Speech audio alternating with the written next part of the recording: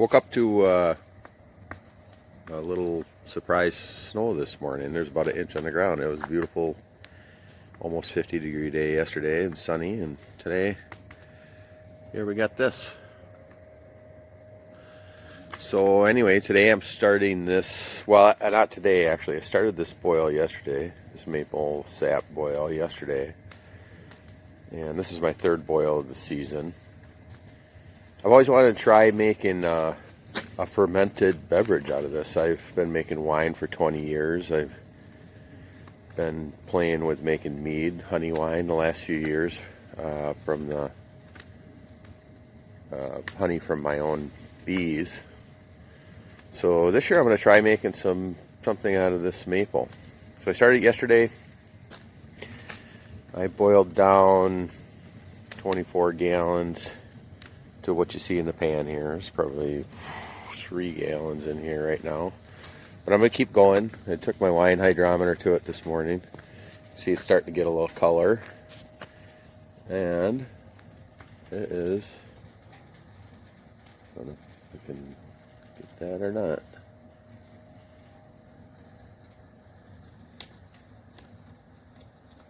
It is about 4% potential alcohol right now.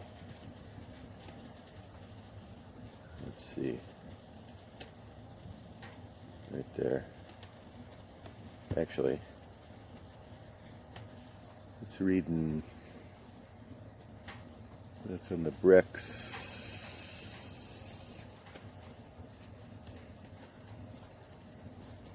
And here we got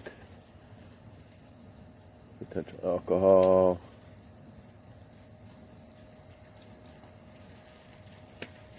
Yep, it's about 4%.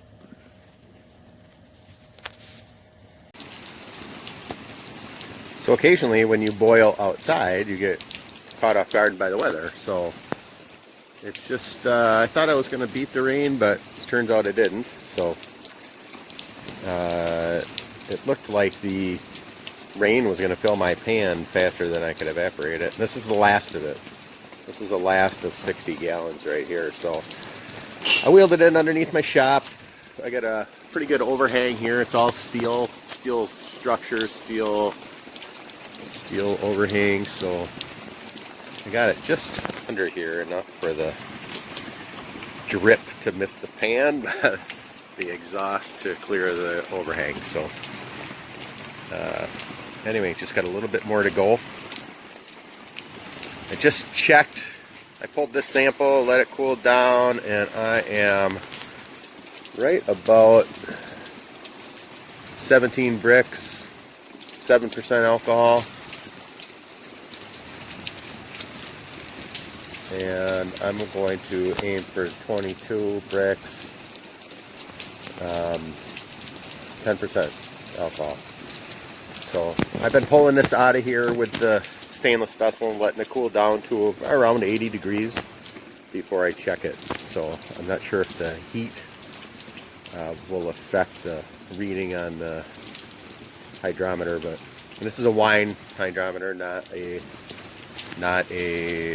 maple hydrometer. So I'm hoping to do 6 gallons. It might end up being 5. We'll see where the boil ends up.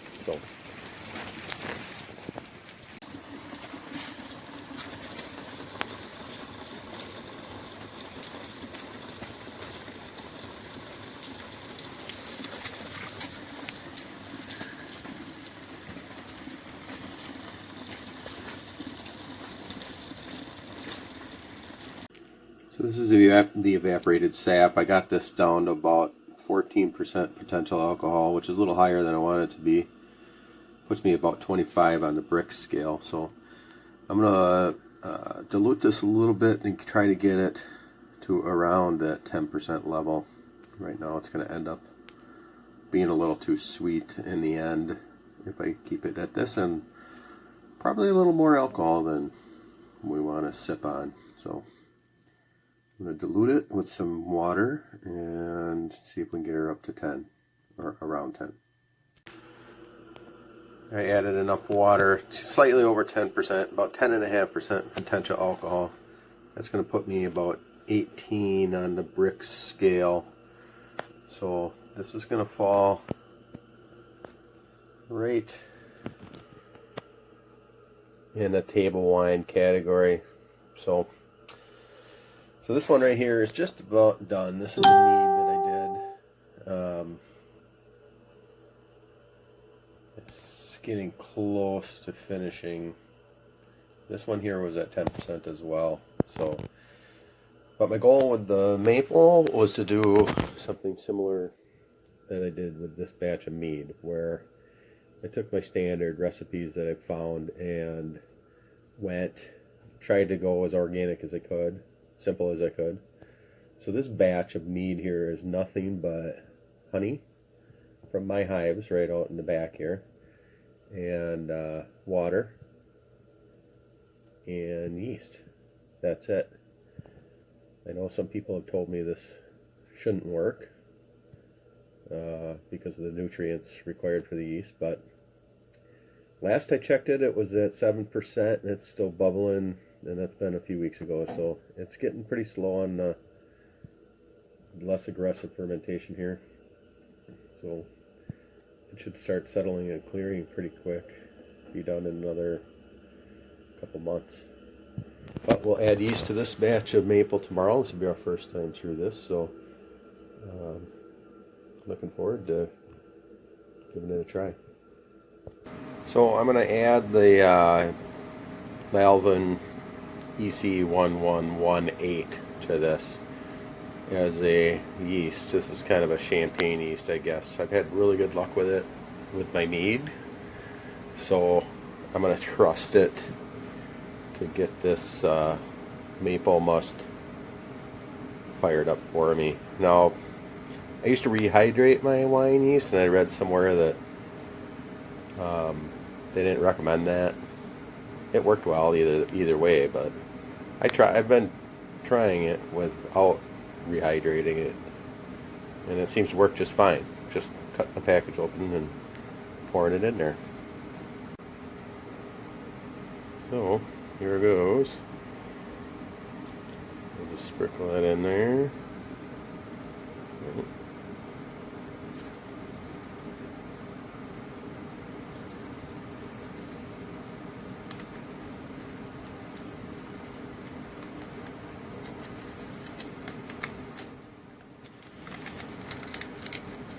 So we'll see what happens with this. I usually have luck with this starting to ferment within 3 days, sometimes less. So we'll keep an eye on it. This is about 48 hours after I pitched the yeast in here, and it looks like it's become active and it's starting to ferment. Hopefully it'll be more active tomorrow, a little more aggressive each day until she's bubbling good. We'll see. We'll check in tomorrow.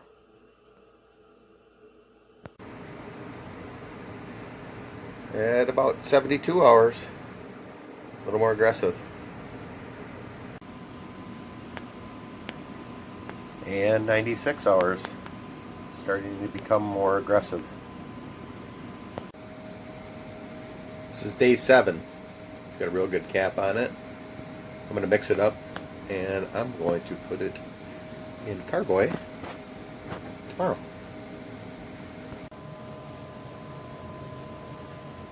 So today I'm going to take one check at that, see where it's at, and I am going to transfer this over to a Carboy. This is day 8. So we've got a pretty good cap in there. See in there.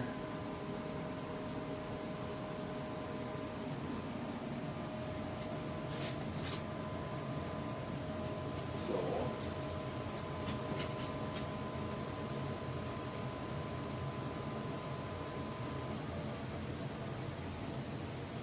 make sure I got the right hydrometer. I got two of them. I got one for my maple syrup and one for my wine. This is the wine one. So we were at 10.5% of alcohol, and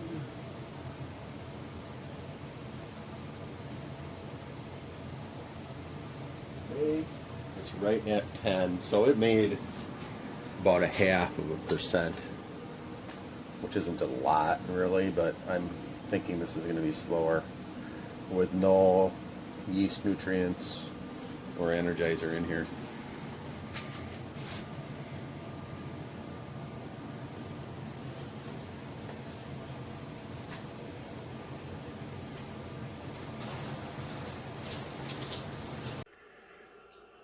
And now I'm just going to transfer this to the 5-gallon carboy using the old hand pump transfer siphon. If you haven't seen one of these before, you pump this and it gets the siphon action going without having to do the old school, put your mouth on the hose and suck in. So it's a little more sanitary than that. So we'll let this transfer over. We'll put a gas lock on it. Alright, there's the maple must in the carboy, and it's got a fairly aggressive fermentation going on. We're going to come back and visit this project in 3 months. That's the mead going. That one's almost done, getting real close to the end. This one's just getting started.